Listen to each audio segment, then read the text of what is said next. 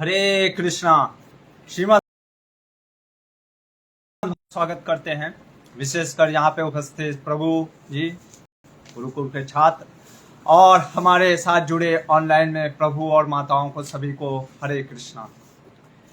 तो कल हमने जैसे देखा श्रीमद् भागवतम का 10वां स्कंद 13वां अध्याय, जो कि अंतिम अध्याय जिसका तात्पर्य श्रील प्रभुपाद जी ने स्वयं दिया। आज से उनके प्रभुपाद जी के शीर्ष ने तात्पर्य दिए हैं।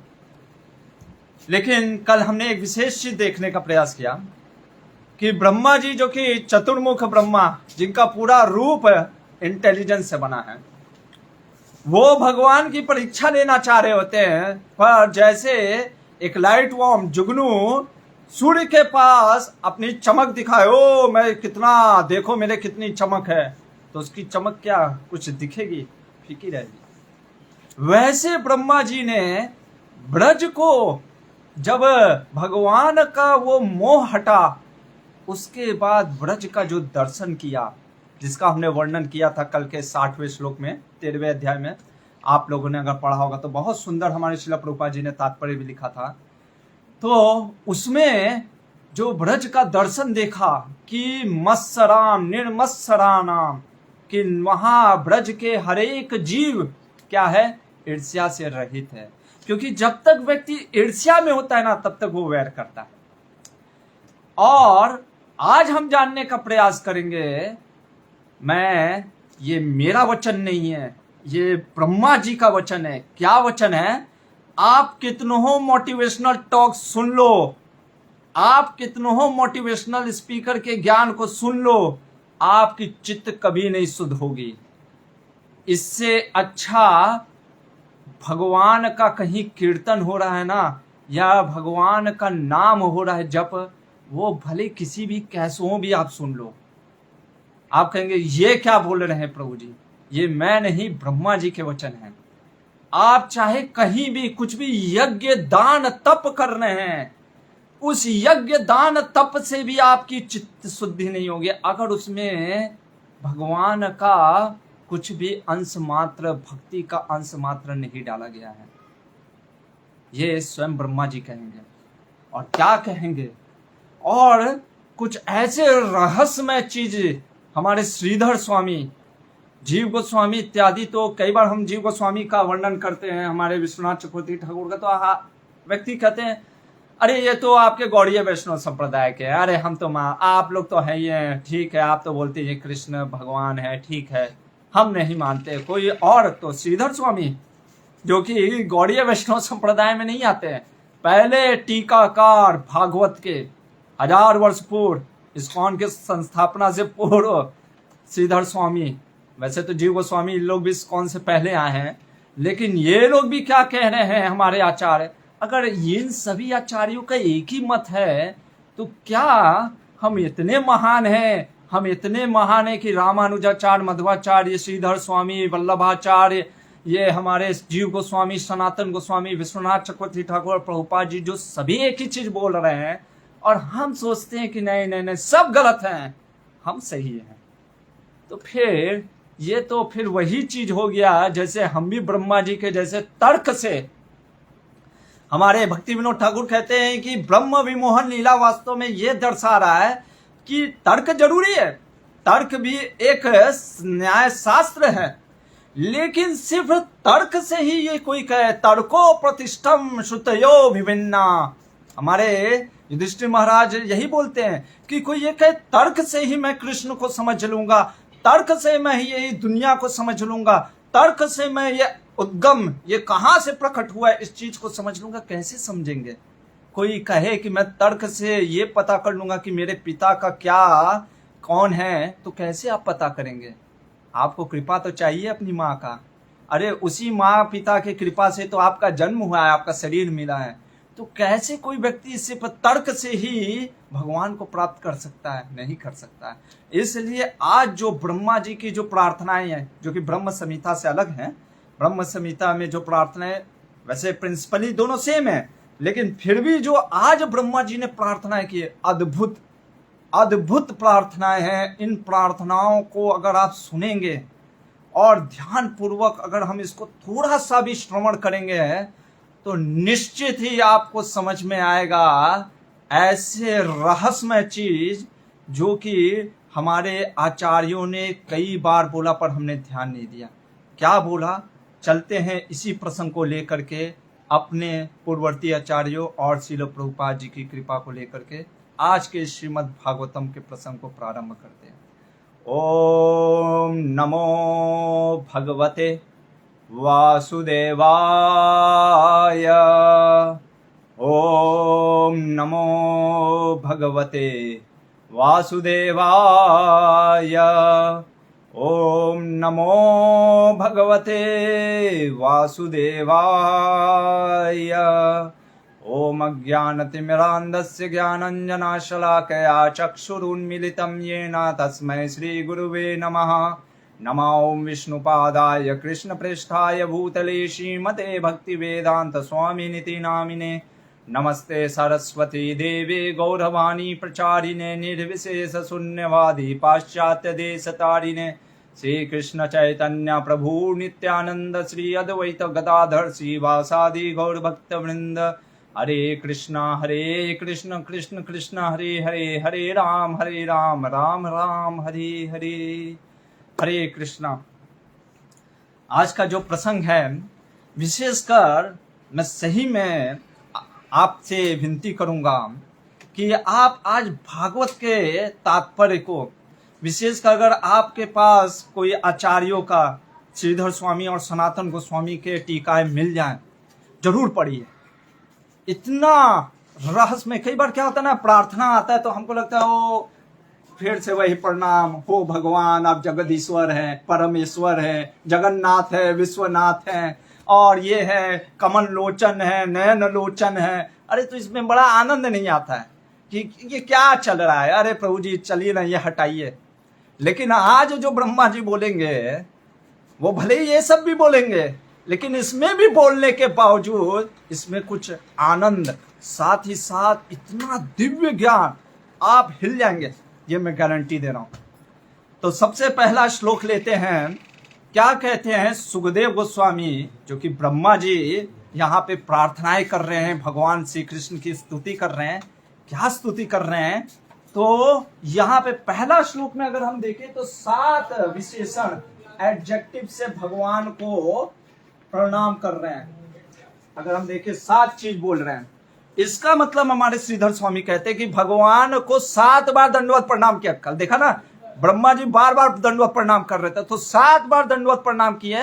हर बार दंडवत प्रणाम करने के बाद उठ करके जो वो चीज देखे तो वो प्रार्थना है। पहला प्रार्थना भगवान का स्वरूप। क्या प्रार्थना कर रहे हैं, कह रहे हैं ब्रह्मा जी सबसे पहले कह रहे हैं कि हे प्रभु, आपका जो रूप है ना वो कैसा है, वो घनश्याम बादल, ऐसे बादल के समान है। बादल जैसे जो जल धारण किया है वो बादल, जैसे मेघ जो ऋतु, वर्षा ऋतु में जो बादल होते हैं वो बादल के समान है। अच्छा, हम इसको और चीज बताएंगे। उसके बाद क्या वर्णन कर रहे हैं, दूसरा चीज देख करके, ओहो आपकी जो धोती है, जो पीताम्बरी है, वो कैसे बिजली के जैसे चमक रही है। ठीक है, तीसरा चीज क्या बोल रहे हैं। अच्छा, यहाँ पे मान लीजिए भगवान कह सकते थे, क्योंकि सबसे पहले देखिए क्या बोले, नमो इड्यम, आप सर्वाधिक प्रिय हैं भगवान, और मैं आपको प्रणाम करता हूं। भगवान कहेंगे अरे मेरे को क्यों प्रणाम कर रहा है, मैं कौन सा बहुत बड़ा चीज हूं, मेरे को प्रणाम करके क्या मिलेगा। नहीं नहीं नहीं नहीं, आप क्या हैं, मैं आपको प्राप्त कर सकता हूं। तो भगवान कहेंगे अरे तुम परम ब्रह्म और वैकुंठनाथ को प्राप्त नहीं किए। अरे नहीं नहीं नहीं नहीं, भगवान आपकी महानता क्या है, आपका रूप बादल जैसा है, घनश्याम, आपकी धोती बिजली जैसे चमक रही है। भगवान कहेंगे वो तो नारायण की भी है। इवन दो एक हमारे आचार्य रघुनाथ के बारे में भी लिखते हैं, राम जी के बारे में भी लिखते हैं कि वो भी कई बार पीताम्बरी पहनते थे और उनका भी वर्ण कई बार श्याम वर्ण। वैसे हमारे वाल्मीकि मुनि ने भी श्याम वर्ण बोला है। सुखदेव गोस्वामी कहते हैं कि भगवान का वर्ण जो है राम जी का वो घास, वो ग्रीन कलर है। तो ये तो रघुनाथ या वैकुंठनाथ के लिए भी हो सकता है। अब बोलते हैं, क्या बोलते हैं कृष्ण के बारे में कहते हैं कि जो आपका मुख जो है ना, वो जो चमक रहा है, क्यों चमक रहा है? जो कानों में जो कुंडल है, जो कानों में वो कुंडल है, वो किस चीज का है? गुंजा, जो पेड़ पौधे के जो गुंज मालाएं होती है ना, उनसे बना हुआ है। हमने तो कभी नहीं देखा कि वैकुंठ भगवान विष्णु कोई कान कुंडल गुंज माला से पहनते हो। और क्या विशेष है? मोर पंख सिर पे। क्या कभी किसी ने, हाँ लगा देते हैं वो बात अलग है, लेकिन ये कृष्ण भगवान जो हैं, भगवान श्री कृष्ण के जो ऊपर मोर पंख, ये अद्भुत है। इसके बाद क्या कह रहे हैं? कह रहे हैं कि आपने वनमाला, भगवान ने कैसा माला पहना है? मोतियों का माला नहीं, वन का माला। क्योंकि आप देखो भगवान का रूप कैसा है ना, उस रूप का वर्णन कर रहे हैं। और पांचवा चीज तो एकदम अद्भुत है। क्या कह रहे हैं? कि आपने जो छड़ी ली है चराने के लिए, जो छड़ी होती है, वंशी धारण किया है, और जो बिगुल बजा रहे हैं, जो कि दाईं ओर अपने बाईं ओर खोसे हुए हैं भगवान, दाईं ओर में वंशी लिए हुए हैं। ये अद्भुत है भगवान आपका रूप। और तो और हाथ में क्या है भगवान के? इसी, अगर याद होगा कल भगवान क्या लिए थे हाथ में? मुंह में भगवान के क्या है? चावल, दही चावल, और हाथ में चावल ऐसे सना हुआ है। कभी नरसिंहदेव के हाथ में देखा कि दही चावल सना हुआ है? वो तो खून से सना हुआ होता है। तो ऐसे भगवान क्यों इस तरीके से हैं? क्योंकि एक प्रेम जगाने के लिए कि अरे मैं बड़ा मासूम हूँ, कहाँ मैं फंस गया हूँ। तो ब्रह्मा जी कहते हैं अरे ये बहुत मनोहर रूप है। और छठा चीज कह रहे हैं कि आपके जो चरण है, अब यहाँ पे चरण पे क्यों जा रहे हैं? जो चरण बहुत कोमल है, ये सब वर्णन क्यों कर रहे हैं ब्रह्मा जी? क्योंकि ब्रह्मा जी जो भगवान के बाल रूप है ना, बहुत मोहित कर देने वाले बाल रूप से प्रभावित हुए हैं। और अगला चीज बोल रहे हैं, अरे आप क्या है? अगर श्लोक देखिए पहला, पशु पांग जाया, कहने का अर्थ है जो पशुओं का चरण, मतलब पशु पालते हैं, कौन? काउहर्ड बॉयज, कौन? नंद बाबा, नंद के पुत्र से संबोधित कर रहे। ये 7 चीज जो ब्रह्मा जी यहाँ पे बोल रहे हैं भगवान के बारे में, इन 7 विशेषण से ब्रह्मा जी भी ये कहना चाह रहे हैं कि भगवान आपका जो बाल रूप है ना, ये मुझे बहुत आनंदित कर बैठा है। और इस कारण से मैं आपके इस रूप से, इस बाल रूप से मैं बहुत प्रभावित हूँ। अभी देखिए एक तरीके से अभी हमको लग रहा है कि भगवान के वो बाल सखा बनना चाह रहे हैं। आगे हम देखेंगे ब्रह्मा जी की प्रार्थनाएं कैसे नम्र होती चली जाएगी, क्योंकि फिर वो कहेंगे अरे बाल सखा बनना भी बहुत बड़ा चीज है। तो दूसरा श्लोक, ये हो गया पहला श्लोक। दूसरे श्लोक में सुखदेव ब्रह्मा जी अब क्या विनती कर रहे हैं? सुखदेव गोस्वामी के श्लोक है पर ब्रह्मा जी प्रार्थनाएं कर रहे हैं, तो हम आप समझिए कि ब्रह्मा जी बोल रहे हैं। तो ब्रह्मा जी कहते हैं दूसरे श्लोक में, अच्छा यहाँ पे प्रश्न उठता है अब दूसरे श्लोक में, ये भगवान का पहले स्वरूप का ही वर्णन क्यों किया? क्यों भगवान के स्वरूप का वर्णन किया? श्रीधर स्वामी कहते हैं क्योंकि मैं आपके इस स्वरूप को समझ नहीं सकता भगवान। हम भगवान कहेंगे अरे क्यों नहीं समझ सकते? तुम तो भाई क्रिएटर हो। सब कहते हैं अरे ब्रह्मा जी सृष्टि के कर्ता धर्ता, और मैं तो यहाँ पे एक ग्वालिन का लड़का हूँ, यादव का लड़का हूँ, दूध चराने वाला, गाय चराने वाला लड़का, दूध दूहने वाला लड़का हूँ। मैं तो यहाँ पे, आप सत्य लोक में रहते हैं, आप ब्रह्म लोक में रहते हैं, मैं तो ब्रज में रहता हूँ। कहते हैं अरे आप तो प्राचीन हैं, मैं तो अभी जन्मा हूँ। अरे आप तो वेदों के ज्ञाता है, 4 मुख से 4, वाह 4 वेद बोलते रहते हैं। मैं कहाँ, मैं तो गाय बच चराता हूँ, तो मेरे को समय ही नहीं मिलता स्कूल पाठशाला जाने का, मैं तो गवार हूँ। और कहते हैं अरे तुम्हारी माया, वाह क्या माया रचे थे, हमको तो दिखा भी नहीं, मेरे बालक कहाँ है, मेरे मित्र कहाँ है, मेरे ग्वाल बाल कहाँ है। और कहते हैं कि मैं तो जंगलों में भटक रहा हूँ, अरे तुम्हारी माया सही में बहुत प्रभावित है।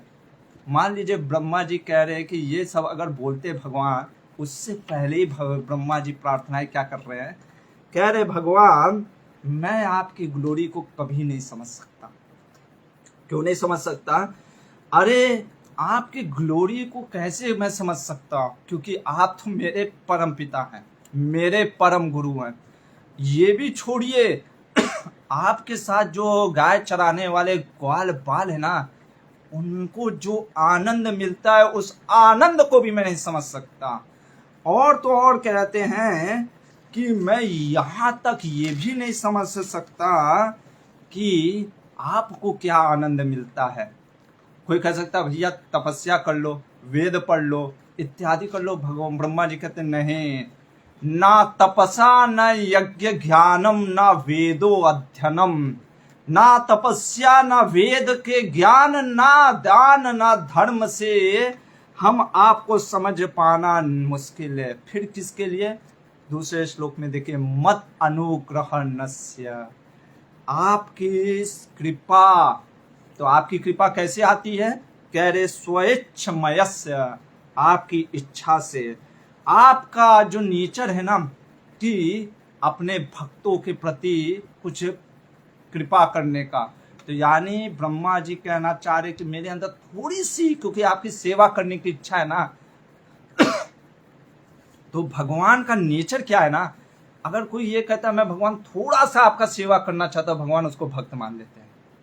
सोचिए भगवान की महिमा है कि अगर कोई ये थोड़ा सा कहता है कि मुझे यार राधा रमन जी का कुछ सेवा करना है, भगवान कहते हैं ये मेरा भक्त है, और उस समय भगवान उसके ऊपर कृपा कर देते हैं।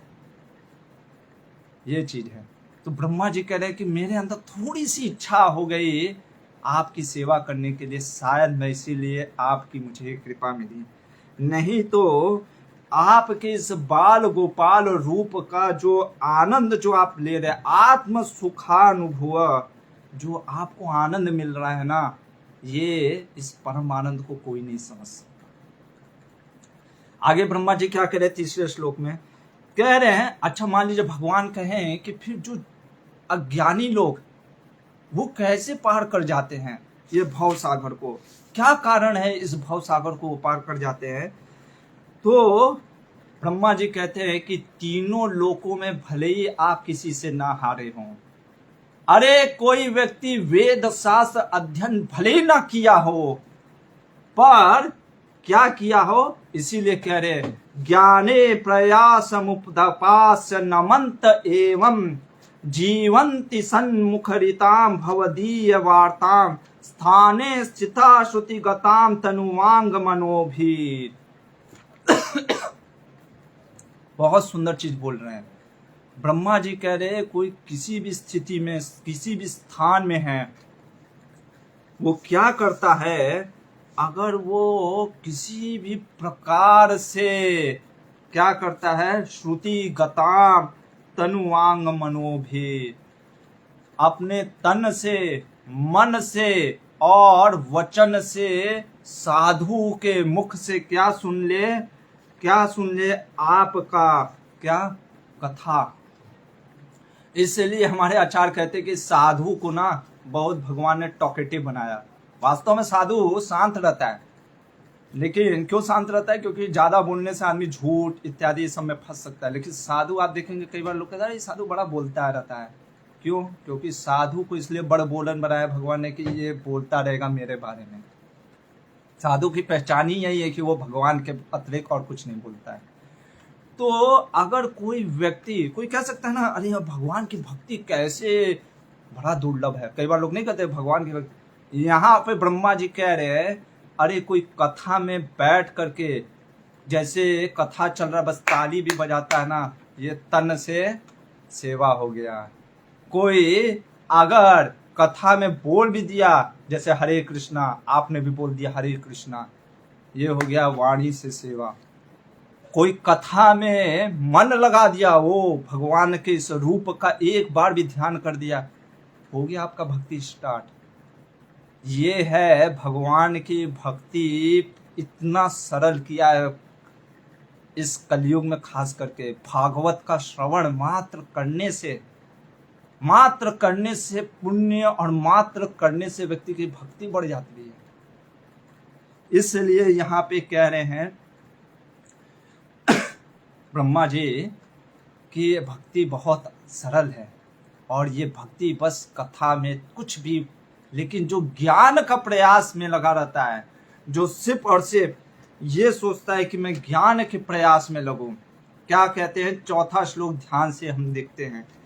ये क्वेश्चन उठाता है उन लोगों के प्रति जितने भी मोटिवेशनल टॉकर, इंस्पिरेशनल टॉकर जो भी हैं, अगर वो भक्ति को नहीं ऐड करते हैं ना, क्या कह रहे हैं ब्रह्मा जी, आदि ब्रह्मा जो हमारे एक प्रकार से परम पिता है हमारे लिए, वो ब्रह्मा जी कह रहे हैं कि जब तक व्यक्ति भक्ति को ऐड नहीं करता उसकी चित्त शुद्ध हो ही नहीं सकती। केवल बोध लब्धये, श्लोक में देखिए, केवल बोध लब्धये। और हमारे आचार्य श्रीधर स्वामी कहते हैं कि नान्यक, नान्यक का मतलब अन्यक कंचित अपि न स्यात्, नहीं हो सकता चित्त की शुद्धि किसी भी धाम धर्म इत्यादि। यानी आप कितनों मोटिवेशनल टॉक सुन लीजिए, उत्साही हो जाएंगे, पर अगर आप सोच रहे कि मेरी चित्त की शुद्धि हो जाएगी, वो नहीं होगा, वो नहीं होगा, नहीं होगा जब तक हरि का भजन नहीं होगा। इसीलिए शास्त्र कहता है हरेर नामे, हरेर नामे, हरेर नामे केवलम, हरि का नाम। इसीलिए हमारे यज्ञ में भी हम ओम शब्द, विष्णु शब्द, इदम, कहीं ना कहीं से भी हम भगवान के शब्द को ऐड कर देते हैं। शुरुआत में भी हम कुछ यज्ञ के लिए बैठते क्या कहते हैं, ओम अपवित्र पवित्रो वा सर्वावस्थागतोऽपि वा यस्मरे पुंडरीकाक्षा सबाय भयंतर शुचि। आ गया भगवान का नाम। ओम केशवाय नमः, नारायणाय नमः, माधवाय नमः, गोविंदाय नमः।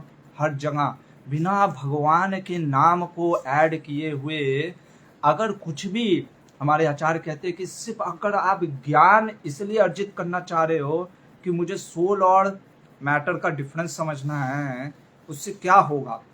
तो 5वें श्लोक में धारण दे रहे हैं ब्रह्मा जी, कह रहे हैं कि जो मैं ये बोल रहा हूं ना, ऐसा मत सोचिए कि वर्ड का मेरा जगलरी है। कई योगी कह रहे इहा लोके पूरा अपि योगिनस, ऐसे कई योगी जो कि भक्ति को ऐड करके जीवन में क्या किए हैं, वो क्या प्राप्त कर लिए, भगवान को प्राप्त कर लिए।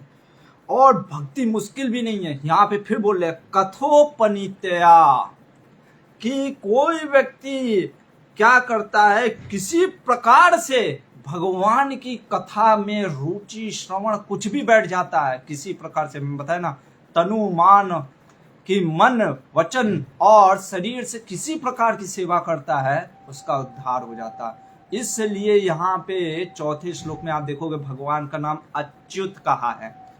क्यों अच्युत कहा है, कहने का मतलब ये है कि ऐसे भगवान को वो निश्चित ही प्राप्त करता है, इसमें कोई संदेह नहीं है। अच्युत मतलब कि जो कभी च्युत ना हो। तो जब व्यक्ति किसी प्रकार से भी कथा का श्रवण करता है, इतना जोर दे रहे हैं भगवान की कथाओं की महिमा के ऊपर, कौन, ब्रह्मा जी। आगे 6ठे श्लोक में कहते हैं कि मान लीजिए कोई भगवान का निराकार रूप, परम ब्रह्म निर्विशेष रूप को प्राप्त करना चाहता है, तो कहते दोनों कठिन है। बिना चित्त की शुद्धि, क्यों इतना चित्त क्यों शुद्ध करना चाहिए, हमको चित्त नहीं शुद्ध करना है, तो फिर आप परम ब्रह्म को प्राप्ति नहीं कर सकते। तो परम ब्रह्म को प्राप्त करने के लिए चित्त शुद्ध होना चाहिए। अब ब्रह्मा जी कह रहे अरे चित्त शुद्ध हो भी गया, मान लीजिए आप परम ब्रह्म को प्राप्त कर लिए, इवन दो परम ब्रह्म को भी प्राप्त कर लिया, लेकिन भगवान के जो ये साकार रूप है, इसको समझ पाना बहुत मुश्किल है। तो फिर इसको समझेंगे कैसे, तो कहते हैं ब्रह्मा जी, इसको समझने के लिए हमें क्या आवश्यकता है। 6ठा श्लोक अगर आपका भागवत है तो उसमें देखिए, कह रहे हैं कि इसको भी समझने के लिए आपको चाहिए भक्ति। बिना भक्ति के बोध हुए हम नहीं समझ सकते। आगे 7वें श्लोक में ब्रह्मा जी क्या कह रहे हैं कि मान लीजिए कोई कह रहे नहीं हम समझ सकते, कैसे नहीं समझ सकते, तो ब्रह्मा जी कह रहे हैं पूरे इस ब्रह्मांड के जितने परमाणु अण मान लीजिए कोई मिट्टी के जो अण होते ना, वो कण को गिन ले वैज्ञानिक। सूरज से जो किरणें आती हैं, आप देखोगे सूरज की किरणों में भी कुछ कुछ जो होता है ना, किरण में अणु होते हैं, उसको भी कोई गिन ले।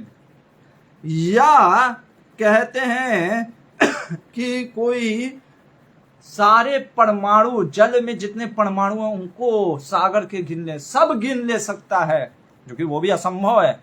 लेकिन फिर भी भगवान आपके गुणों को कोई नहीं आकलन कर सकता। क्यों? क्योंकि आपका गुण जो है ना, आपसे अभिन्न है। जैसे कोई ये समझ सकता है, जैसे इसीलिए कृष्ण का, भगवान के जो गुण होते हैं, मान लीजिए कंपैशन या किसी प्रकार की दया दिखाना या राजनीति, कुछ भी एक गुण आप पकड़ लेते हो, उस गुण को थोड़ा बहुत समझ सकते हो, लेकिन पूर्णतः आप समझ ही नहीं सकते कि भगवान ने ऐसा क्यों किया। इसीलिए अक्सर लोग भ्रमित हो जाते हैं, अरे कृष्णा ऐसा कैसे कर सकते हैं, खास करके दसम स्कंद के जो अभी लीलाएं चलेंगी। इसलिए ब्रह्मा जी पहले ही हमारा मूड सेट कर रहे हैं कि आप कर्णों को गिन सकते हो पर भगवान के गुणों को नहीं गिन सकते, गुणों को गिन भी नहीं सकते, और एक गुण के पूरे उस गुण की महिमा को भी नहीं समझ सकते। और इसलिए ब्रह्मा जी कहते हैं क्या होना चाहिए फिर, भगवान को हमको कैसे अप्रोच करना चाहिए, कौन भक्ति को, भक्ति का माइंडसेट कैसा होना चाहिए। ये 8वां श्लोक जो कि हमारे श्रील प्रभुपाद जी हमेशा कोट करते थे, ये हमारा दर्शाता है माइंडसेट। एक भक्त का माइंडसेट का पैरामीटर क्या होना चाहिए, ये 8वां श्लोक है। इससे हम समझ सकते हैं कि हम भक्त हुए या नहीं हुए, ये एक पैरामीटर है। और वो क्या है 8वां श्लोक, तो कहते हैं ब्रह्मा जी, तत्तेऽनुकंपां सुसमीक्ष्यमाणो भुञ्जान एवात्मकृतं विपाकं हिद्वाक् पुनर्भे धनमस्ते जीवेत यो मुक्तिपदे सधाय भाग। एक बार फिर से पढ़ेंगे, तत्तेऽनुकंपां सुसमीक्ष्यमाणो भुञ्जान एवात्मकृतं विपाकं ऋत्वा वपुर्भे विदधन् नमस्ते जीवेत यो मुक्तिपदे सदाय भाग। क्या कह रहे हैं ब्रह्मा जी? ब्रह्मा जी कह रहे हैं कि जो फल होता है ना, विपाकम, ये भक्ति का फल नहीं है। भक्ति में जैसे हम अपराध कर देते हैं तो उसके कारण हमें अनहैप्पीनेस आता है, या कुछ अच्छा करते हैं जो कर्म के अनुसार, जो भी है जीवन में हमारे, चाहे अनहैप्पीनेस, हैप्पीनेस जो भी आता है, जिसके पीछे चाहे हमारा कर्म हो, गुण हो, हमारा प्रारब्ध हो, या कुछ भी है, एक भक्त कैसे सोचता है, भक्त का माइंडसेट कैसे रहता है, ये ध्यान दीजिए। भक्त कैसे सोचता है, अगर उसके जीवन में दुख आता है ना, वो इन्हें कहता है 16 माला का जप कर रहा और दुख आ रहा है, ऐसा कैसे चलेगा, दुख कम होना चाहिए था, नहीं तो 16 माला में आज कटौती। ऐसा नहीं, भक्त ये कहता है, अरे ये तो बहुत कम था, कटना था गर्दन, कटा सिर्फ उंगली, हे राधा रमण जी आप बहुत महान हैं। और जब उसको खुशी होता है तो ये नहीं कहता अरे ये तो मेरा ही ग्लोरीज है, हम तो है ही महान, वो तो अभी आप लोग जान पाए हैं। नहीं, ऐसे वो नहीं सोचता है, वो कहता है कि अरे ये सब भगवान या गुरु की कृपा है। जब व्यक्ति ये सिर्फ बोलने में नहीं, चेतना में अगर हमारे आ गया है, तब आप समझ लेना कि आप भक्ति में बढ़ गए, आप भक्त, यू आर नाउ भक्ता, आप भक्त के स्टैंप आप पे लग चुका है। और अगर हमारे मन में अभी भी ये चल रहा है, अरे भगवान ने ऐसा क्यों कर दिया, भगवान ने ऐसा क्यों किया, तो और मुश्किल है। इसलिए कहते हैं जिसका ये माइंडसेट है वो वास्तव में, जैसे होता है ना, एक पिता की संपत्ति का अधिकारी होता है कौन, पुत्र। उसी प्रकार से जो ऐसा माइंडसेट रखता है ना, वो अधिकारी हो जाता है किसके लिए, मुक्ति पदे। अभी मुक्ति पदे कहने का अर्थ है कि मुक्ति मतलब कि इस भव बंधन से मुक्त हो जाता, और पदे मतलब कि भगवान के पद को, भगवान के चरणों को प्राप्त कर लेता। तो ये है माइंडसेट भक्त का। इसके आगे क्या कहते हैं, वैसे तो बहुत हर एक में हमारे आचार्यों ने बहुत सुंदर तात्पर्य दी हैं, टीकाएं दी हैं, पर थोड़ा सा जल्दी चलेंगे। 9वें श्लोक में ब्रह्मा जी कह रहे हैं, अब इतना बताने के बाद कहते हैं कि मुझे अब माफ कर दीजिए भगवान, मैं तो इतना बेकार आदमी हूं, आपको परीक्षा करने चला गया। अरे आपकी परीक्षा जो मायापति है उसी को माया से भ्रमित करने चला गया। और कहते हैं आप तो हमारे आद्य हैं, आद्य कहने का मतलब आप तो मेरे पिता हैं, आप मेरे परात्मनी हैं, परात्मनी कहने का अर्थ है आप मेरे परम गुरु हैं। इसलिए हे भगवान कृपया करके आप मुझे क्षमा कर दीजिए। अगले श्लोक में इसीलिए बोलते हैं। तो अभी कोई कह सकता है, ब्रह्मा जी भगवान कहेंगे कि मैं क्या चीज का तुम्हें क्षमा कर दूं। ये देखिए कितनी सुंदर वचन है ब्रह्मा जी के। ब्रह्मा जी कह रहे हैं कि मुझे इसलिए क्षमा कर दीजिए क्योंकि मैं ये सोच रहा हूं ना, मैं सोच रहा था कि मैं आपका सेवक हूं, और आपका सेवक होने के कारण आपका एक भाग है ना कि अपने सेवकों की क्षमा कर देना।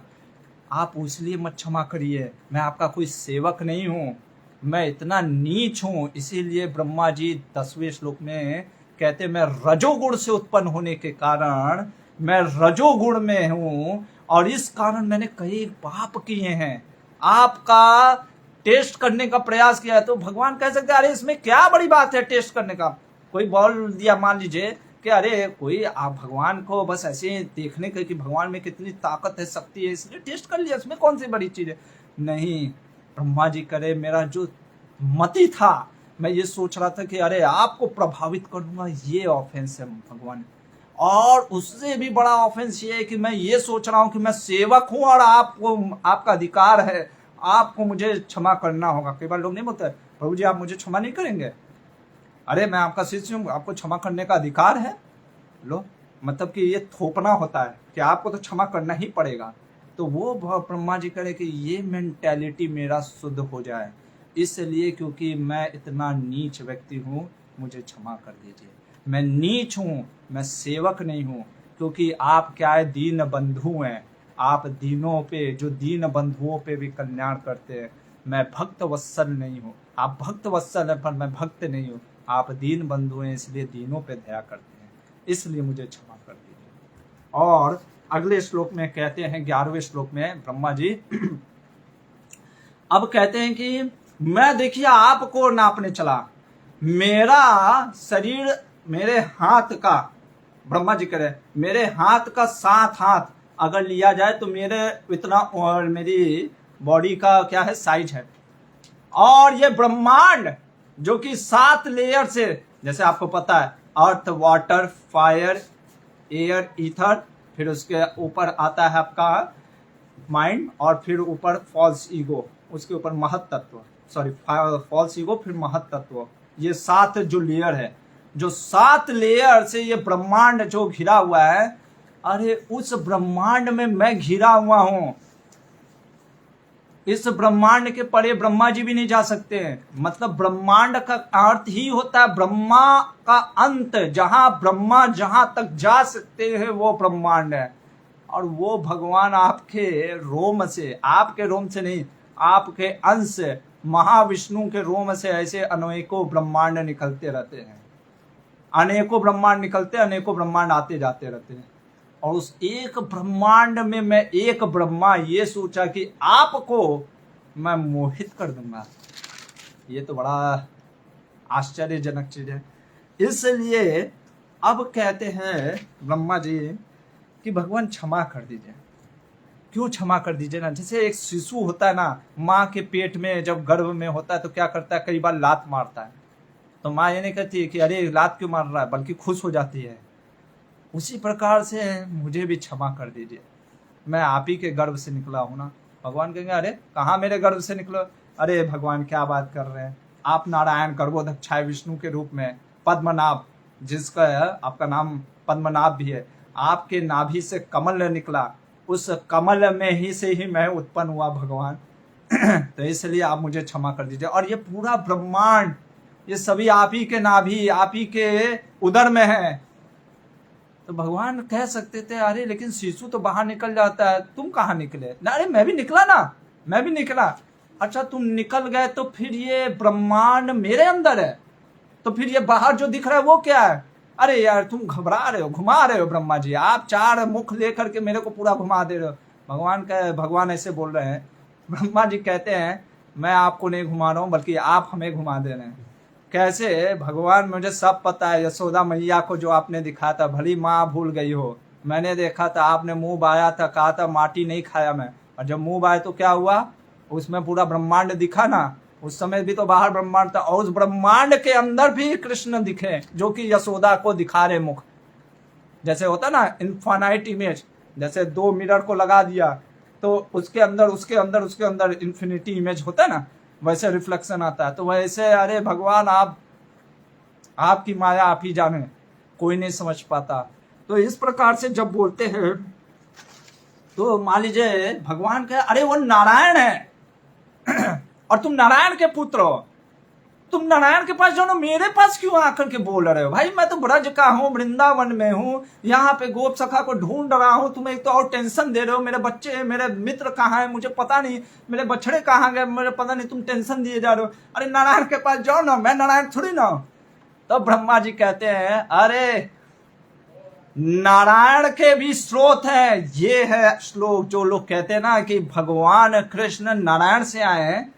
यहां पे हमारे आचार्य श्रीधर स्वामी की भी टीका है, आप देखिए जाकर के, स्वयं बोलते हैं। श्रीधर स्वामी तो गौड़ीय वैष्णव संप्रदाय में नहीं ना आते हैं, वो तो भाई बाहर है, क्योंकि कई बार हमारे संप्रदाय पे लोग क्वेश्चन कर देते हैं अरे आप पूरा संप्रदाय ही बोलता है कृष्ण गुरु क्या है, कृष्ण से विष्णु आए।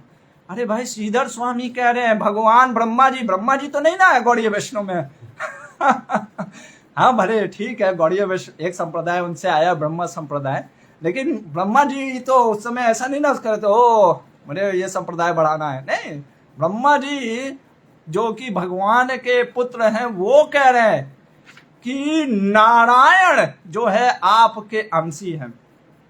और ऐसा कहाँ लिखा है भगवान की नारायण सिर्फ वहीं पे स्थित है? क्योंकि भगवान कह दिए ना अरे नारायण और मेरे में आप कह रहे हो कि मैं नारायण जैसा हूं, क्योंकि पहले ब्रह्मा जी ने बोला कि आप नारायण जैसे हो, तो भगवान ने बोला नारायण का मतलब समझ में आता है तुमको? ब्रह्मा जी ने बोला क्या? अरे नारायण का मतलब होता है जो कि क्या, नर आयन, जो कि आयन मतलब कि स्थित हो, जो कि जल पे स्थित है। मैं कहा जल में स्थित हूं? मैं तो वृंदावन में हूं। अरे आप सभी आत्माओं के वो क्या बोलते परमात्मा हैं, सारी आत्मा आप में स्थित है। तो भगवान कहते सुनो ये सब मुझे मत कंफ्यूज करो, मैं इतना जानता हूं नारायण पानी के ऊपर है, गर्भोदक सागर के ऊपर है, मैं वृंदावन में, मैं नारायण कैसे? तो कहते हैं सुनिए भगवान, ऐसा कहाँ रूल लिखा है कि नारायण से पानी के ऊपर रहेंगे? ऐसा कहीं लिखा है क्या? कोई शास्त्र में लिखा है क्या कि इससे भगवान वहीं पर रहेंगे? ऐसा तो है नहीं। और वो जो नारायण है ना जो गर्भोदक सागर में, जो वो आपके अंशी हैं, पद्मनाभ, जो कि आप मुझे मत घुमलाइए। और अगर ऐसा है, अगर आप कहते हैं कि भगवान वहां पे स्थित है, तो मेरा पहला प्रश्न है कि जब मैं 100 वर्ष तक ढूंढ रहा था कहाँ है मेरा स्रोत, तो कोई तो मुझे दिखा नहीं। 100 हम देखे थे दूसरे स्कंद में, 100 वर्षों तक, हमारा 100 वर्ष नहीं, वो भी देव योग का 100 वर्ष, इतना ढूंढते रहते हैं। गए थे स्टेम, मतलब कि जो होता है ना कमल की पंखुड़ी का जो डंडी, उसमें जाते गए 100 वर्ष तक, उसका अंत ही नहीं हो रहा था। इसलिए वहां पे एक चीज मैंने आपको समझाया था, कई बार जो लोग देखिए कितना डीप ज्ञान बता रहे हैं हमारे ब्रह्मा जी, कई बार आप देखते हो ना सोशल वर्कर लोग फ्रस्ट्रेट हो जाते हैं आत्महत्या कर लेते हैं। लोग प्रश्न करते हैं अरे ये तो खुद सोशल एक्टिविस्ट थे, क्यों आत्महत्या कर लिए? इसीलिए हमारे प्रभुपाद जी ने रात को कहा है बेटा कृष्ण की पुस्तक पढ़ के दूध पी करके सो जाओ। क्यों? बहुत डीप चीज है। इसका मतलब क्या है ना कि भगवान प्रभुपाद जी ये समझाना चाह रहे, हमें प्रयास करना है, सुबह से रात तक प्रयास करना है, लोगों की मदद करना, लोगों की सेवा करना और इस ब्रह्मांड को वैकुंठ के जैसा प्रयास करना। लेकिन अंत में ये जानना ये भौतिक जगत है, वो वैकुंठ जगत है, इसको नहीं बदला जा सकता। प्रयास हमारा रहेगा हर को भगवान के करीब लेकर के जाने का। इसलिए कृष्णा पुस्तक पढ़ो, भागवत पढ़ो, how to live this world, ये भी आना चाहिए। इसीलिए चाणक्य पंडित कहते हैं सुबह महाभारत पढ़ो, क्योंकि सुबह महाभारत पढ़ के क्या करोगे, how to live in this world, इस जगत में कैसे रहना है वो सीखोगे, फिर बाहर निकलोगे। रामायण दोपहर में पढ़ो, how to lead in this world, lead कैसे करना है समाज में वो सीखो। रात को भागवत ये सब पढ़ो, how to leave this world, क्योंकि अब इस जगत में हम बहुत कुछ नहीं चेंज कर सकते, ये चीज़ है। तो ये डार्क टनल के जैसा है। तो उसी तरीके से ब्रह्मा जी 100 वर्षों तक, अरे ब्रह्मा जी को नहीं मिला, वो आए बाहर निकले और फिर ब्रह्मा जी कहते मैं, मान लीजिए आप कह सकते अरे तुम अज्ञानी में थे, टॉर्च जलाते अंधेरा में, टॉर्च क्यों नहीं जलाए? तो ब्रह्मा जी ने कहा मैं टॉर्च भी जलाया तो तुरंत दिखने चाहिए थे, मेडिटेशन में बैठा पर दिखे नहीं, उसके बाद भी 100 साल लगा। तो कहाँ ऐसा स्थित है? तो फिर मैं समझ में कैसे आता हूँ? ब्रह्मा जी के वो आपकी कृपा है बस। जो आपसे वैर करता है, इंडिफरेंस रहता है, कहता है मुझे कृष्ण से मतलब नहीं, वो कभी कृष्ण को समझ सकता नहीं। जो ये कहता है कृष्ण मैं आपका हो गया और आप मेरे हैं, वो उसी क्षण कृष्ण को समझ लेता है। आगे क्या कहते हैं ब्रह्मा जी कि अभी मान लीजिए यहाँ पे एक लॉजिक दे रहे हैं भगवान कि जैसे ये घर है, ठीक है ना, भगवान कह रहे हैं तुम कहना चाह रहे हो घर के अंदर जो एक घड़ा है, ठीक है ना, अभी जैसे ठंडी का गर्मी का मौसम है, ये घर के अंदर तुम ये कह रहे हो ये घर के अंदर ये घड़ा है और इस घर के घड़ा के अंदर ये घर है। अरे समझ रहे? ब्रह्मा भगवान कह रहे हैं ये कैसे पॉसिबल है यार? तुम कह रहे हो कि घड़े के अंदर वो घर है जिसके अंदर घड़ा है, ऐसा कैसे हो सकता है? या तो घर के अंदर घड़ा होगा, या तो घड़ा इतना बड़ा हो कि घर उसमें हो, फिर वो घड़ा कैसे उसमें चला जाएगा? भगवान ने कहा, ब्रह्मा जी ने यहाँ पे फिर वही कहा, भगवान ये सब इतना जो आपकी अचिंत्य सीमाएं आप जो पूछ रहे हैं ना, ये सब समझ में नहीं आता है मुझे। मैं इतना बस जानता हूँ आप कुछ भी कर सकते हैं। जब आपने अपनी माँ यशोदा को दोबारा दिखाया था ना, 2 बार लीला, आपने क्या दिखाया था? मुख में ब्रह्मांड दिखाया और उसी ब्रह्मांड के अंदर अपने आप को भी दिखाया। तो ये जो कर्बोदक सागर से निकला हुआ जो स्टेम में पूरा ये ब्रह्मांड है ना, ये वास्तव में उसमें भी आप हैं, आपके अंदर ही पूरा ब्रह्मांड भी है। तो ये ऐसा आपका अचिंत्य रूप, अचिंत्य शक्ति है। आगे कहते हैं कि आज मैंने वही फिर अचिंत्य शक्ति आपका देखा। सबसे तो पहले आपको मैंने देखा आप अकेले हो, ढूंढ रहे हो, अरे मेरे बछड़े कहाँ हैं, मेरे बछड़े। फिर कुछ दिन बाद देख करके आता हूँ, अरे सारे बछड़े और गाय तो है। फिर एक नजर इधर मारता हूँ, फिर देखता हूँ अरे ये तो 4 विष्णु के हाथ हो गए। और फिर उसके बाद देखता हूँ हर विष्णु को सारे जैसे यूनिवर्स में क्या सभी लोग पूजा पाठ कर रहे हैं, सिंह भगवान का अर्चना कर रहे हैं।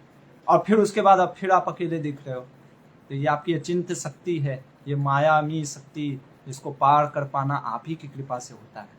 और इसलिए कहते हैं कि भगवान इस संसार में ब्रह्मा विष्णु महेश, जो कि विष्णु भी आपके जो रूप है, ये सभी इसलिए आते हैं आपके कार्य के लिए।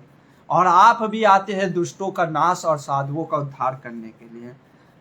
अब मान लीजिए भगवान कहें, अगर तुम ये कहते हो मैं इंडिपेंडेंट हूं, अरे कोई मछली का रूप लेगा, अरे कोई सुअर बनना चाहेगा, तुम सुअर बनोगे? नहीं बनोगे। मैं देखो सुअर बन गया, तुम्हारे ही नाक से निकला था, नाक से तो लोग निकाल निकाल के पता नहीं कहाँ दीवार पे सटाते हैं, इधर फेंकते हैं उधर फेंकते हैं, कहीं तो छिपा के फेंक देते हैं। अरे मैं तुम्हारे नाक से निकला था, पता है ना, वरहा के रूप में, वो भी सूकर रूप बन करके। मैं क्यों बनूंगा ऐसा इंडिपेंडेंट? ये अगर मैं इतना सर्वस्व हो तो एकदम, मान लीजिए आपको कोई बोले कि बनना है आपको एक अच्छा रूप, आप सुअर बनना प्रयास करोगे, कहोगे यार एकदम हैंडसम को एकदम फिल्म स्टार की तरफ बनूंगा, एकदम पैसा वैसा, तो आप ये फिर मैं कहाँ इंडिपेंडेंट हूँ? तो वो कहते हैं यही तो है आपकी लीला को समझ नहीं सकता व्यक्ति। ब्रह्मा जी क्या कह रहे हैं इस 21वें श्लोक में, अगर आप देखें, कह रहे हैं को वेति भूमन भगवन परात्मना, हे भूमन, हे भगवन, हे परात्मा, यही तो है। क्व वा कथम वा कति वा कदेति, अरे कौन समझ सकता है आपकी इन लीलाओं को? क्यों आप आते हो वामन के रूप में भीख मांग रहे हो? जो कि स्वयं लक्ष्मीपति है, कोई नहीं समझ सकता। और कहते हैं अगले श्लोक में ब्रह्मा जी कि ये जगत वास्तव में स्वप्न के जैसा है, लेकिन फिर भी हमको रियल इसीलिए लग रहा है क्योंकि आप बार बार आते हैं और आप से कनेक्शन होने की वजह से ये रियल लगता है। आगे कहते हैं तो भगवान कहते क्या, अच्छा तो तुम ये कहना चाह रहे हो कि अगर ये वर्ल्ड अनरियल है तो फिर मैं भी अनरियल हूं? नहीं भगवान, आप ही बस रियल हैं। आत्मा और परमात्मा के अलावा सब कुछ अनरियल है। क्यों आत्मा रियल है, क्यों आप रियल है? कह रहे क्योंकि आप शाश्वत है, आप कभी अपूर्ण हैं, आप अद्वितीय हैं, आप अच्युत हैं, इसलिए आप रियल है। और भगवान, मैं एक बात बताऊं, क्या कहते हैं, जब तक गुरु की कृपा, जैसे सूर्य के समान जैसे कोई आध्यात्मिक गुरु की कृपा नहीं मिलती ना, व्यक्ति नहीं समझ सकता है ये सब चीजों को। देखिए फिर से गुरु शिष्य परंपरा, बिना गुरु शिष्य परंपरा के आप आध्यात्मिक ज्ञान ले ही नहीं सकते, समझ ही नहीं सकते। वो उसी तरीके से होगा, ब्रह्मा जी जैसे शुरुआत के श्लोक में ही बोले थे कि जैसे होता है ना कि हम धान निकल जाता है, गेहूं निकल जाता है, तो फिर उसके बाद भूसी बच जाता है ना, अब भूसी को पटकते रहो, गेहूं निकलेगा क्या? वैसा है शुष्क ज्ञान, कितनों आप पीटो आनंद नहीं आता। कई बार लोग पढ़ लेते बहुत चीजें, लेकिन फिर भी कहते प्रभु जी आनंद नहीं आ रहा। अरे कहाँ से आनंद आएगा जब तक भक्ति का रस है, जब तक भगवान के सामने 2-4 ठुमका नहीं लगाओगे, डांस नहीं करोगे, प्रसाद नहीं लोगे, तब तक आनंद नहीं आता है। ये चीज है। इसलिए यहाँ पे कहते हैं अगले 25वें श्लोक में कि जैसे जल में डूबा व्यक्ति हर तरफ जल जल देखता है, वैसे ही स्पिरिचुअल परफेक्शन पॉसिबल है बहुत एफर्टलेसली जब गुरु का आश्रय मिल जाता है। नहीं तो लगाते रहो, पढ़ते रहो पोथी, जितना ग्रंथ पढ़ना है, फिर भी ज्ञान नहीं होता है, प्रेम को समझ ही नहीं पाते हैं। और अगले श्लोक में कहते हैं ब्रह्मा जी बहुत सुंदर चीज कह रहे हैं 26वें श्लोक में, जब तक व्यक्ति सूर्य के पास नहीं जाता है, जो व्यक्ति सूर्य के पास है उसके पास दिन और रात की क्या बात, दिन और रात का कोई मतलब ही नहीं रह जाता है। वैसे ही जब व्यक्ति ये समझ लेता है कि मैं आत्मा हूं और भगवान का अंश हूं ना, मुक्ति भी कुछ मायने नहीं रख जाती है। यानी यहाँ पे कह रहे मुक्ति भी उसके लिए बड़ा चीज नहीं है। मुक्ति और बंधन ये दोनों तभी तक है जब तक व्यक्ति ये नहीं समझ पाया कि भगवान का वो अंश नहीं है। भगवान जो कि सूर्य के समान है, जब वो एक बार समझ गया ना, वो मुक्ति के लिए नहीं, वो भक्ति के लिए प्रयास करता है। और इसलिए कहते हैं कि भगवान इसके बाद भी क्या डेंजर है। देखिए यही भगवान प्रभुपाद जी कहते थे, इसके बाद भी अगर कोई आत्मा और मैटर को समझ भी लिया ना, तो उसके बाद ये सोच लेता है अरे कृष्ण तो क्या है, उनका शरीर मैटर है। वो कहता है जो जैसे नहीं मन मना भव मत भक्तो, कहते कि अरे भगवान का जो कृष्ण है ना, वो अपने आत्मा के बारे में कह रहे हैं, भगवान का शरीर अलग है और आत्मा अलग है। ऐसा मूर्ख लोग सोचने लग जाते हैं। ब्रह्मा जी कह रहे हैं ये प्रभाव हो जाता है। आगे कह रहे हैं इसीलिए आत्म साक्षात्कार का अनुशीलन करना चाहिए। अच्छा एक और चीज यहाँ पे ब्रह्मा जी अब उठा रहे हैं 28वें श्लोक में। मान लीजिए कोई कहे मैं आत्म साक्षात्कार के लिए प्रयास करूंगा, आत्मा के लिए भी प्रयास करूंगा, इंद्रिय तृप्ति भी करूंगा, क्या जा रहा है, शरीर के लिए इंद्रिय तृप्ति करूंगा। ब्रह्मा जी कहते हैं देखो, सांप को, रस्सी को सांप समझ लोगे तो भय होगा अंधेरे में, पर सांप रस्सी तो सांप है नहीं, वो तो आप समझ रहे हो। सांप रस्सी दोनों चीज है, मान रहा हूं, पर रस्सी को सांप समझ करके जो आप भय कर रहे हो, आपका भय सही है, लेकिन वो जो आपको भय जिस चीज के कारण हो रहा है वो तो सही नहीं ना है। इसलिए ब्रह्मा जी कह रहे हैं कि जब व्यक्ति ये स्तर से उठ जाता है, क्या, ध्यान सुनिएगा, we are not this body, जैसे लोग कहते हैं ना we are not this body we are soul, तो कई बार लोग सोचते हैं अच्छा हम शरीर, वी हैव सोल और वी हैव बॉडी, तो कई बार लोग कहते हैं we have body but we are soul. क्या चीज है, एक्चुअली में we are soul and we have the bodies. हम आत्मा हैं, हमको शरीर मिल गया है। तो जब वह व्यक्ति ये चेतना में रहेगा ना, तब वो शरीर के लिए नहीं आत्मा के लिए प्रयास करेगा। हाँ, शरीर को इसलिए रखा रहेगा क्योंकि शरीर और आत्मा भी जुड़े हुए हैं। यहाँ पे ब्रह्मा जी वही चीज कह रहे हैं, और इसलिए कह रहे हैं कि हे भगवान, जिसको आपके चरण कमलों का लेस मात्र भी कृपा प्राप्त नहीं हुआ ना, वो नहीं समझ सकता। और अब यहाँ पे ब्रह्मा जी कह रहे हैं 30वें श्लोक में, पहले श्लोक में कह रहे थे मुझे बाल गोपाल बना दो, ये बना दो। हम भी शुरुआत में आते हैं ना भक्ति में, कहते हैं अरे हम तो गोपी बनेंगे, राधा रानी के गोपी, एकदम प्राण प्रतिष्ठे भक्त गोपी। फिर कुछ दिन बाद जब अनर्था आते जाते तो स्तर गिरते जाता है, अब यशोदा मैया के गोपी बनेंगे, फिर और स्तर गिरता है, फिर हम सोचते हैं अरे यार सखा बना दो, उसके बाद सखा बनने के बाद अरे कुछ तो दास बना दो, फिर ऐसा लगता है यार भक्ति ही बच जाए, बहुत बड़ा चीज है।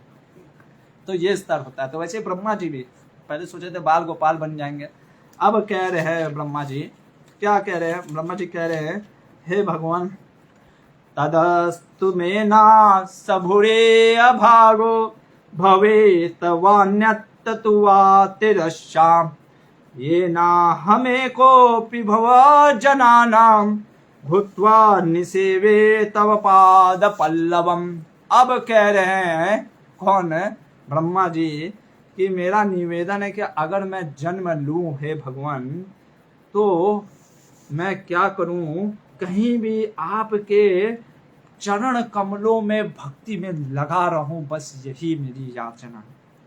और कहते हैं कि वृंदावन की गाय और स्त्रियों की महिमा क्या कहना भगवान, कि आपने 1 साल तक उनके स्तनों से दूध पिया है। सिर्फ इनकी ही महिमा नहीं भगवान, ब्रज के नंद गोप सखा इत्यादि यहाँ तक कि कमल पुष्प रज भी ब्रज का, भगवान का जो वृंदावन का जो रज भी है ना, वो महान है। ये ब्रह्मा जी कह रहे हैं, और इसलिए कहते हैं कि मैं वृंदावन की महिमा को तो अनुमान नहीं लगा सकता। हे भगवान, अगर मेरे से आप थोड़ा सा कभी भी संतुष्ट हुए तो मुझे इस गोकुल में जन्म दे दीजिए। अरे इस गोकुल में जन्म दे करके जहाँ के जो चरण कमल की ये जो रज है, ये मैं अभिषेक करना चाहता हूँ। इसीलिए आप जाएंगे बरसाना में, वो है। ये ब्रह्मा जी सो कह रहे हैं, 4 मुख वाले ब्रह्मा जी, वो कह रहे हैं कि ब्रज का रज, और हम ब्रज के रज में जब लौटते हैं उसके बाद हम क्या करते हैं, अरे यहाँ गंदा लग गया, हटाओ, लाभ फेयर एंड लवली कौन सा पाउडर वाउडर पोतते हैं उसके बाद, अरे वो पाउडर उसकी महिमा कुछ नहीं है ब्रज के रज में के आगे। यहाँ पे ब्रह्मा जी कह रहे हैं, और ब्रह्मा जी कहते हैं कि हे भगवान, आपके अतिरिक्त और ये पुरस्कार कौन दे सकता है। तो कोई कहे, मान लीजिए भगवान कहे, अरे तुम क्या मांग रहे हो ब्रह्मा, अरे तुम पागल हो गए हो, सठिया गए हो, अरे तुम तो सन्यासी, मतलब कि ब्रह्मा जी तो एक प्रकार से चारों वेदों के ज्ञाता हैं, अरे तुम क्या मांग रहे हो। सन्यासी लोग कहते हैं ये ब्रज की स्त्रियां, पुरुष, बच्चे, अरे ये सब क्या आ सकते, गृहस्थ में जुड़े हुए हैं, तुम वो चीज मांगना चाह रहे हो, अरे इनकी तो निंदा की जाती है। भगवान कहते हैं ब्रह्मा जी से, ब्रह्मा जी कह रहे हैं कि भगवान, जब तक व्यक्ति आपसे नहीं जुड़ा है तब तक सही में ये गृहस्थ अंधकूपम है, ये गृह मेधी जो। लेकिन जब व्यक्ति भगवान से जुड़ जाता है ना, जब भगवान को केंद्र में रख देता है, ये जो ब्रज की महिमा, अरे हम भी क्या जाने, वो तो मुझे भी नहीं पता था। वही तो कहते फिर ब्रह्मा जी की, मैंने शुरुआत में बोला, जो आपके मित्रों को जो प्रेम जो आप आदान प्रदान कर रहे हो वो हम नहीं समझ सकते। वास्तव में आपका जो ये आदान प्रदान है, तो भगवान कह सकते हैं, अरे देखो मैं भी तो जैसे संसारिक लोग, बच्चे ना, कई लोग कहते ना कहते हैं खास करके ब्रह्मचारियों को, कि अरे तुम्हारे भगवान ने देखो क्या किया है, क्या किया, पुत्र थे, फिर विवाह किए, कितनी लड़कियां पटाएं, गर्लफ्रेंड रखे हैं, उसके बाद बच्चे किए, तुम लोग भी करो। हम कहें वो भगवान की, ये उनका पास टाइम था, हम ये करेंगे तो हमारा टाइम पास रहेगा, ठीक है, और हमारे टाइम पास से कुछ भला नहीं होगा। तो इसलिए भगवान का जो इमिटेट करते हैं ना, भगवान जो भौतिक संसारिक लोग के जैसा कार्य करते, लेकिन हमें यहाँ पे ब्रह्मा जी कह रहे वो रियल है, बाकी सब अनरियल है।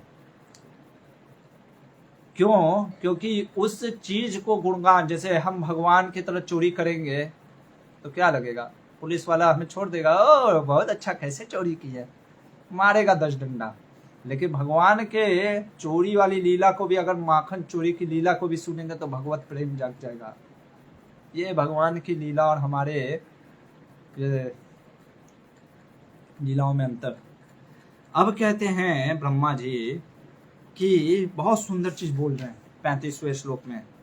कहते हैं ब्रह्मा जी कि कई लोग कहते हैं 35वें श्लोक कह रहा हूं, 38वें श्लोक में कहते हैं ब्रह्मा जी, जानन्त एव जानन्तु किम बहुक्तया नामे प्रभो मनसो वपुसो वाचो वैभम भवम तो गोचर। मान लो भगवान कहें देखो मेरे बारे में बहुत से लोग जानते हैं, तुम उनसे पूछ लो, मुझसे क्यों पूछना चाह रहे हो। ब्रह्मा जी कहते हैं भगवान भले ही लोग कहते हो, कई बार लोगों को बताओ कि आप कृष्ण, अरे हम जानते हैं, हमें नहीं सुनना है आपके कृष्ण के बारे में, हम सब कुछ जानते हैं, हम सब जानते हैं, बस हम सब जानते हैं। ब्रह्मा जी कह रहे हैं भले ही उन लोगों को कहने दीजिए, जानंत एव जानन्तु किम, जानने दीजिए। जो लोग कहते ना मुझे, ब्रह्मा जी कह रहे हैं कि जो लोग कहते मुझे पता है, कहने दीजिए उनको कि मैं जानता हूं सब कृष्ण के बारे में, पर मैं इतना जानता हूं कि मैं कुछ नहीं जानता आपके बारे में। ये है भक्ति की पराकाष्ठा, ये है ब्रह्मा जी का रियलाइजेशन कि मुझे कुछ नहीं पता आपके बारे में, मुझे जानना है आपके बारे में। और कहते हैं जब ब्रह्मा जी देखते हैं, कृष्णा को देखते हैं कि वो भगवान चाह रहे हैं कि अब वो फिर से वो लीला को आगे बढ़ाए, तो ब्रह्मा जी कहते हैं मैं समझ गया भगवान, वास्तव में मैं इतना देर ब्रज में रह भी लिया, यही मेरा धन्य है। अब मैं वापस जाता हूँ अपने धाम सत्यलोक, आप अपने ब्रज की लीलाओं को, इसलिए मैं आपसे अनुमति लेके आपके अपने इस धाम को जानता हूँ।